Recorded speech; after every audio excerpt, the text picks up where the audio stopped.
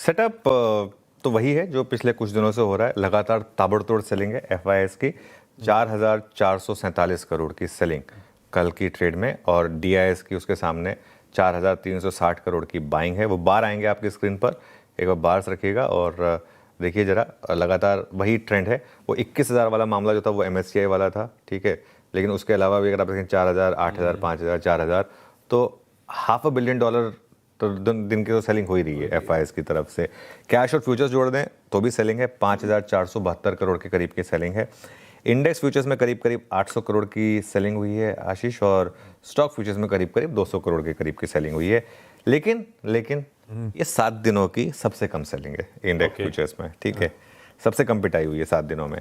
और with in that bank Nifty में तो बाइंग आई है। निफ्टी फ्यूचर्स में 1,000 करोड़ की सेलिंग है, बैंक निफ्टी में 187 करोड़ की बाइंग है। और अगर आप इंडेक्स फ्यूचर्स का ट्रेंड देखेंगे एफआईआईएस का, तो निफ्टी बैंक निफ्टी दोनों में, तो ये देखिए 3 दिन से बैंक निफ्टी में थोड़ी बाइंग हो रही है, और बैंक निफ्टी 3 दिन से लो भी बचा रहा है। अगर आप देखें तो इनफैक्ट हायर लो भी बना रहा है। लॉन्ग शॉर्ट एफआईआईएस की तरफ से 2,200 लॉन्ग ऐड हुए, जो ज़्यादातर मुझे लग रहा है बैंक निफ्टी में हुए होंगे, और 7,500 के करीब शॉर्ट ऐड हुए हैं कल सिस्टम में। स्टॉक फ्यूचर्स में भी लॉन्ग और शॉर्ट दोनों ऐड हुए हैं, 7,600 लॉन्ग ऐड हुए हैं और करीब करीब 9,600 शॉर्ट ऐड हुए हैं।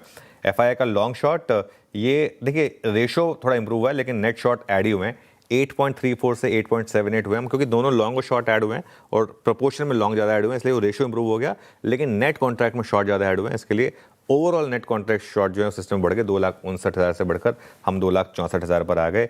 6 दिनों में एफआईआईएस ने करीब करीब 1.25 लाख शॉर्ट ऐड करें। जी हाँ, इस तरीके की शॉर्टिंग हुई है। और यही बात मैं कह रहा हूँ मार्केट में कि इस समय मार्केट में ना शॉर्ट बहुत ज़्यादा हैं, इतनी शॉर्टिंग है मार्केट में। और अभी तो हम टेक्निकली देखें तो सीरीज के दूसरे हफ्ते में ही है, ठीक है, और ऐसे में एक सेंस बनती है कि एक कवरिंग आ सकती है। इंडिया विक्स कल 2-2.5% नीचे था, 15.89 पर आया, लेकिन इंडिया विक्स 14 के नीचे जाए तभी एक कंफर्ट आएगा।